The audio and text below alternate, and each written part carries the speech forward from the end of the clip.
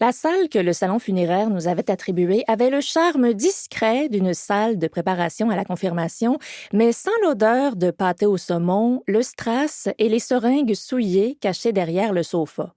Bon, il y a certes peu à espérer d'une salle de réception pour célébrer la petite boîte de bois rouge vin qui contient les restes incinérés de son grand-père, un tapis aux traces d'aspirateur bien fraîches, peut-être, un néon fonctionnel, quelques fauteuils à l'assise bétonnée pour accueillir un cortège de gens accablés par cette tâche ingrate consistant à formuler ses condoléances vite fait avant de quitter les lieux en toute hâte parce qu'on doit aller acheter un jambon chez Costco avant que ça ferme.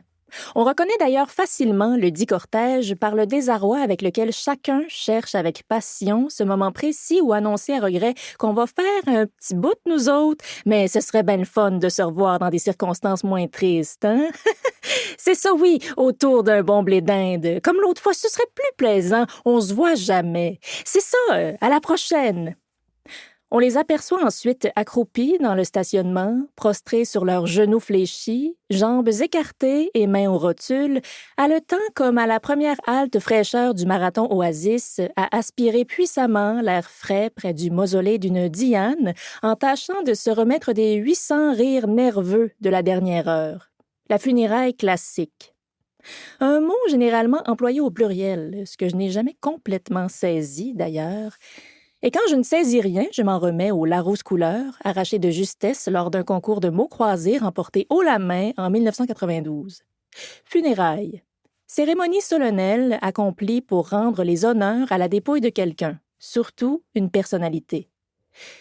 Surtout une personnalité. Bien qu'il n'ait jamais fait le frontispice du Paris Match, mon grand-père Guy avait sans conteste une personnalité de type funérailles au pluriel.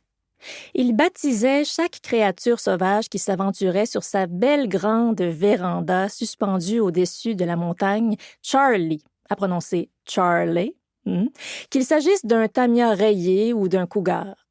Il adorait imiter le bruit de frein d'une Formule 1 chaque fois qu'il appuyait avec appétit sur la pédale droite de son tout nouveau Jeep rouge clair, la bouche en tchou-tchou et le poing en l'air, comme s'il actionnait le sifflet d'un train antique coiffé de sa casquette fictive de cheminot.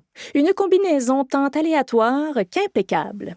Guy adorait surprendre ses invités avec Just a Gigolo de David Lee Roth lors de grandes réceptions qu'il organisait à Sainte-Adèle où il se tenait toujours un peu en retrait, l'œil pétillette, à observer ses convives profiter des mini-quiches et des bulles dans leurs flûtes en plastique, sans se pétrir l'âme à entretenir d'insoutenables conversations avec le sosie de Jean Béliveau, le récent cavalier de Thérèse.